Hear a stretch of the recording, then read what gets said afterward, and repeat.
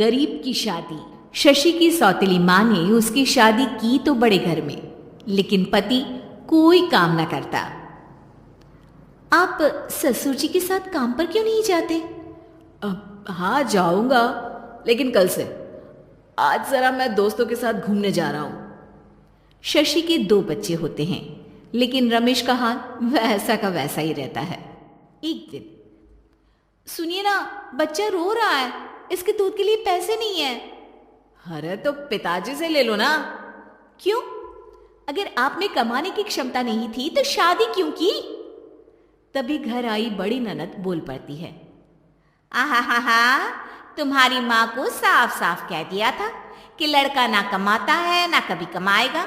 हम 4 बहनें हैं इसका ख्याल रखने के लिए, और पिताजी का इतना सारा पैसा, तुम्हें किस चीज की कमी रखी है? लेकिन थोड़े ही सालों में तकदीर बदल जाती है। शशि का ससुराल गरीब हो जाता है। सब बिकने के बाद शशि अपने पति, बच्चे और सास के साथ किराए के मकान में आ जाती है। मैं कोई नौकरी करना चाहती हूँ दीदी। अरे इतने बड़े घर की बहू थी शशि, तुम नौकरी करोगी? नहीं नहीं नहीं नहीं। नहीं करूंगी तो घर कैसे चलेगा? बच्चों को भी तो पालना है ना। तभी शशि का भाई आ जाता है।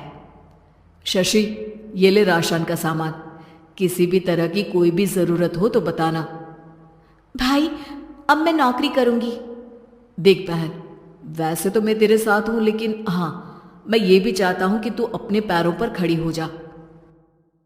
शशि को एक प्ले स्कूल में छोटे बच्चों को संभालने की नौकरी मिल जाती है। एक दिन, शशि, मेरे स्कूल को अब तुम संभाल लो, मैं कुछ दिनों के लिए अपने बेटे के पास जा रही हूं। लेकिन प्ले स्कूल अकेले मैंने कभी नहीं संभाला है। अब ये सब मैं नहीं जानती। इतने महीनों में तूने जो देखा, बस पूरे आत्मविश्वास के साथ उसे करना। शशि नीलम के जाने के बाद पूरे 1 महीने उसका स्कूल अकेले संभालती है, और फिर एक दिन आता है जब वो अपना खुद का स्कूल भी खोल लेती है। वाह शशि, तुमने आज मेरा सर गर्व से ऊंचा कर दिया। तुम्हारा यही आत्मविश्वास तुम्हें बहुत आगे ले जाएगा। नीलम, बहुत आगे जाने की चाह नहीं है, बस ये छोटा सा स्कूल मेरे बच्चों की अच्छी शिक्षा में मेरी मदद करे, यही मैं चाहती हूँ। शशि थोड़े थोड़े पैसों से ही अपना परिवार पाल रही थी। एक दिन उसके घर उसकी बड़ी ननद आती है। अरे भाभी, घर में कूलर तो लगा लेती, मेरी माँ को कैसे पंखे में लिटा रखा है? अरे तो शशि कौन सा एसी लगा कर सो रही है? वो भी तो यहीं रहती है ना मेरे पास। ज्यादा यहाँ आकर मेरी बहू को परेशान ना किया करो। हाँ, मुझे भी शौक नहीं है इस छोटे से घर में आने का। मैं तो बस ये बोलने आई थी कि मेरे बेटे की शादी है तो ननिहाल का जो नेग होता है वो ले आना। हाँ, जितना बनेगा कर देंगे, और ना हुआ ना तो वो भी नहीं करेंगे। तभी शशि बोल पड़ती है।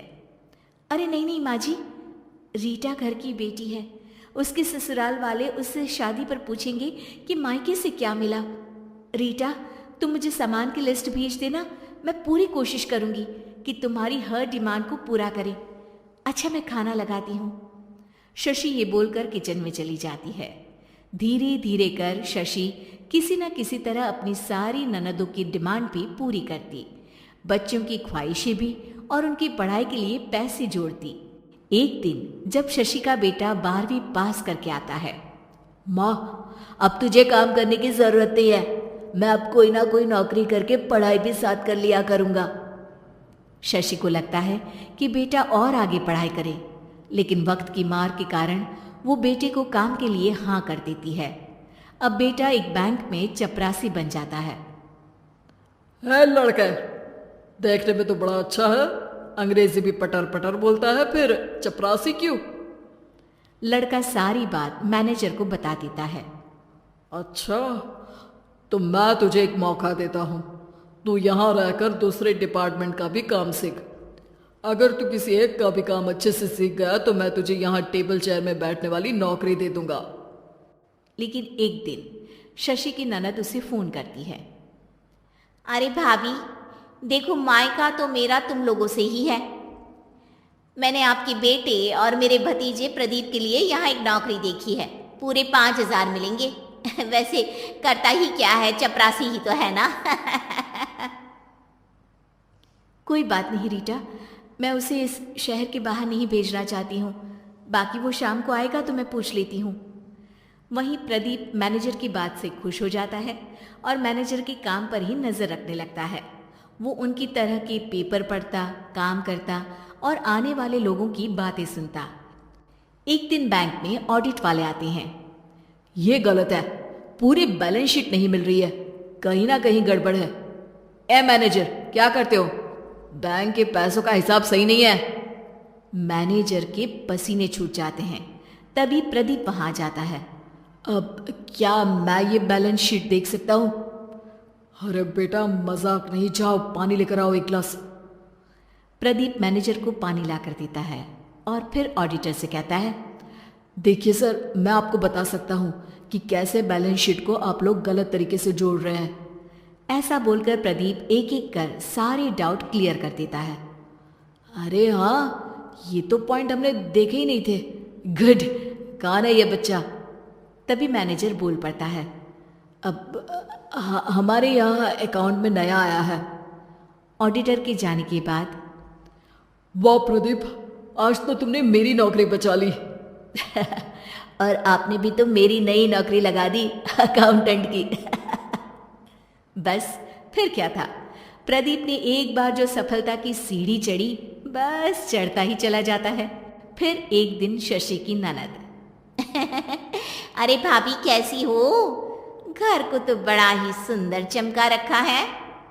अरे बेटी, कैसे आना हुआ? तू तो इस छोटे से घर में आना भी नहीं चाहती थी, कोई खास काम है क्या? अब हाँ, वो माँ, मेरा जो मझला बेटा है ना, वो अकाउंट से पढ़ाई कर रहा है, तो प्रदीप से बोलकर उसकी भी कहीं अच्छी नौकरी लगा दो ना। सास और शशि समझ जाते हैं कि कैसे पैसे आते ही लोगों के बात करने के तरीके से लेकर रिश्ते निभाने तक में बदलाव आ जाता है।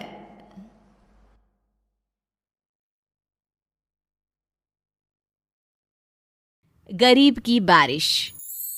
शहर की कच्ची बस्ती में एक गरीब मजदूर कालू रहा करता था। कालू के घर में उसकी पत्नी जानकी थी। जानकी लोगों के घरों में झाड़ू पोछा करके कुछ पैसे कमा लेती थी और वहीं कालू किसी तरह मेहनत मजदूरी करके 2 वक्त की रोटी का जुगाड़ कर लेता था। कुछ दिनों से हो रही बारिश के कारण कालू की मजदूरी बंद हो गई थी। अरे जानकी, इस बार तो बरसात ने हद ही कर दी, रुकने का नाम ही नहीं ले रही। कुछ समझ में नहीं आ रहा, अगर इसी तरह काम पर नहीं गया तो 2 वक्त की रोटी का जुगाड़ कैसे होगा? अरे तुम चिंता क्यों करते हो, बारिश का क्या है, 1 आध दिन में रुक जाएगी और उसके बाद में फिर से काम शुरू हो जाएगा। अरे 3 दिन तो हो गए, बरसात तो रुक ही नहीं रही है और आगे भी रुकने के कोई आसार नहीं दिख रहे। तो क्या हुआ, तुम्हारा काम बंद हुआ है ना? मैं तो अभी भी लोगों के घर झाड़ू पोछा करने जाती ही हूँ। मेरे पगार से कुछ दिन तो निकल ही जाएंगे। अरे घर का खर्चा तो हम किसी तरह चला लेंगे जानकी, लेकिन ये जो छत टपक रही है इसका क्या करेंगे? ये बात तो आपकी सही है। हमारी झोपड़ी अब काफी पुरानी हो चुकी है और इसके छप्पर में भी कई सारे छेद हो गए हैं। रात भर पानी टपकता रहता है।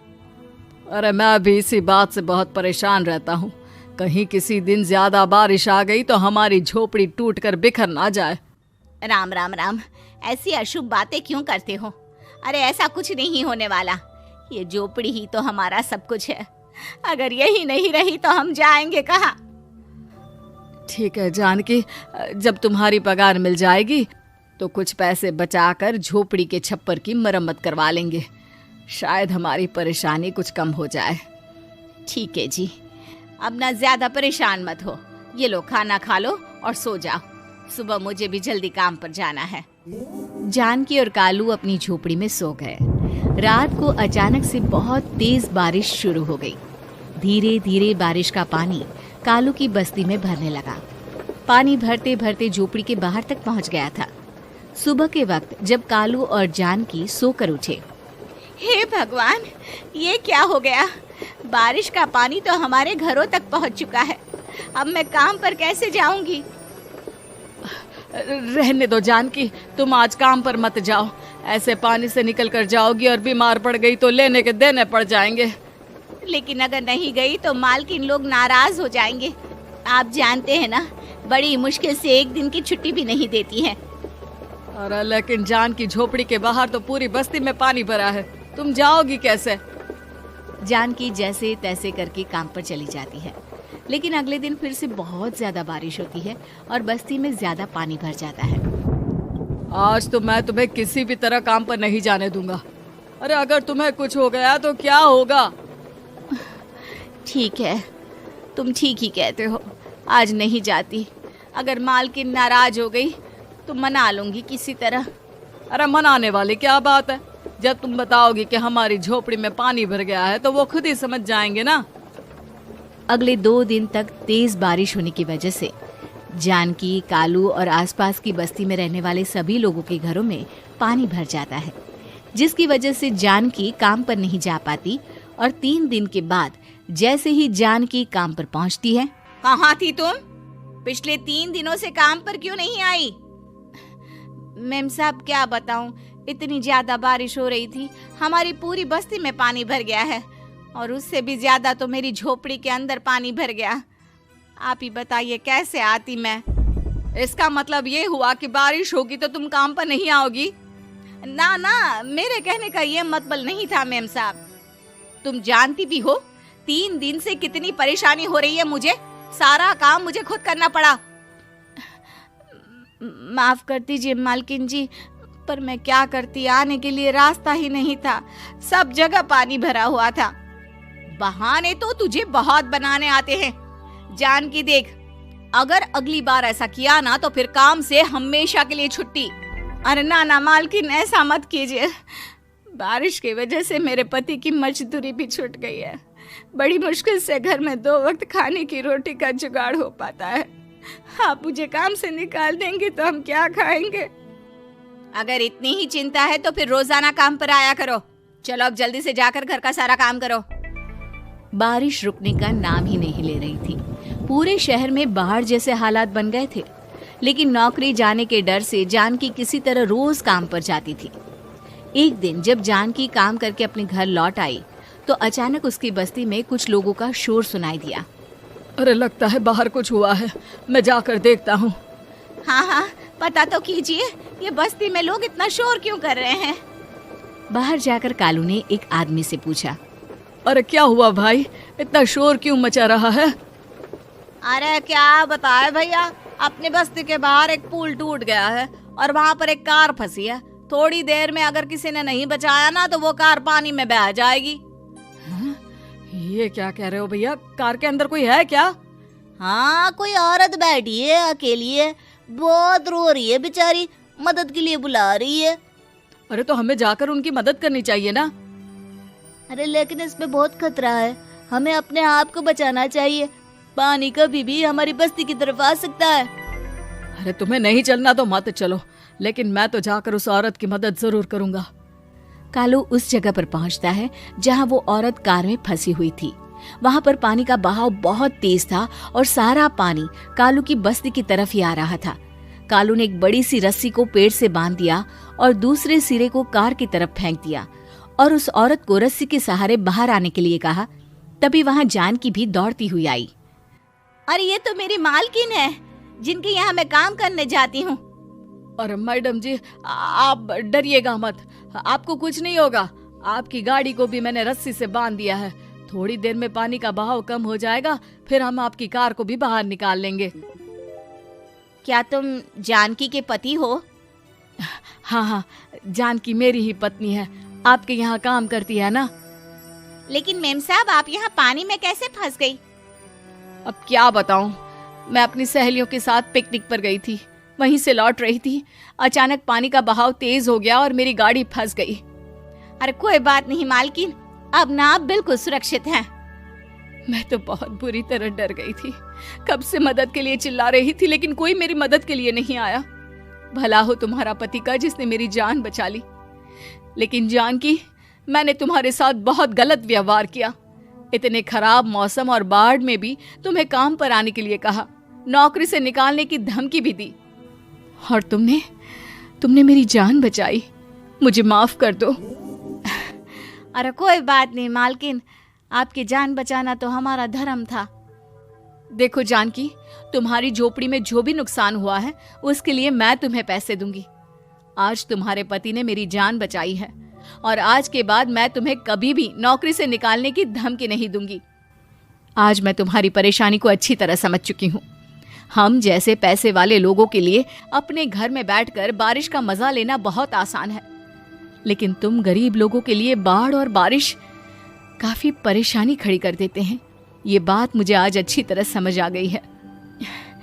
आपका बहुत बहुत धन्यवाद मालकिन।